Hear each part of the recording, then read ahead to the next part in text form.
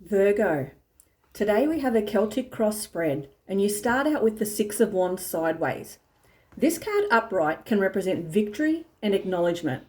I feel like you may have had a win in an area in your life, but you still don't feel the fulfillment you thought you would. Yep, things are looking up, but there is something still niggling at a soul level you may have been trying to ignore, but it's getting louder. Your current situation is represented by Temperance. This is the Sagittarius card, usually depicting balance, but we have a saucy redhead on here who holds passion, fire in one hand, and water, emotion in the other. We also have the Sun, divine masculine, and Moon, divine feminine. I feel like you desire balance at this time, but you can't deny how you feel and have that balance. Your immediate influence is the Two of Pentacles. On this card, a man stands with two pentacles and a rainbow in between. He knows what his happiness consists of, but he is an emotional wreck. Stormy weather is behind him and water is splashing everywhere.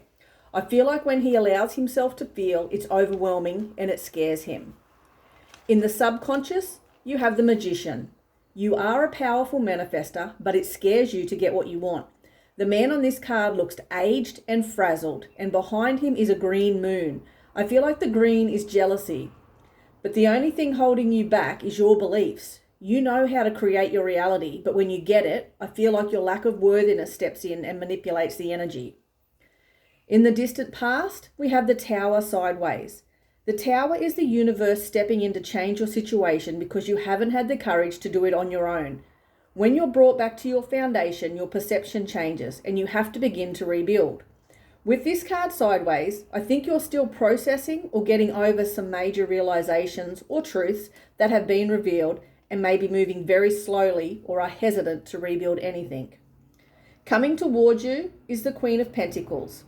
This card in this deck speaks of not putting too much focus on money and material things. Don't sacrifice your spiritual, creative, and emotional life for the altar of practicality. You're represented as the Queen of Wands. This card is a reminder to be aware of your intention. Is it of passion or ego? There is also something here about loyalty with the puppy on this card. Where does your loyalty reside? The person or situation you are attracting is represented by the Seven of Swords in reverse.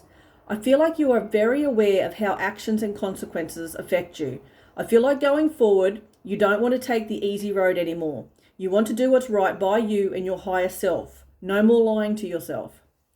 In your hopes and fears, the High Priestess in reverse. Now more than ever, you need to follow your intuition. Don't get up in your head. The outcome is represented by Death in reverse.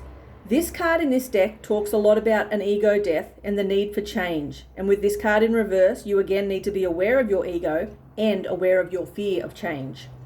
Overall, Virgo, the Tower has already fallen. It appears the worst is behind you, so I would encourage you to trust yourself and rebuild the life your soul yearns for.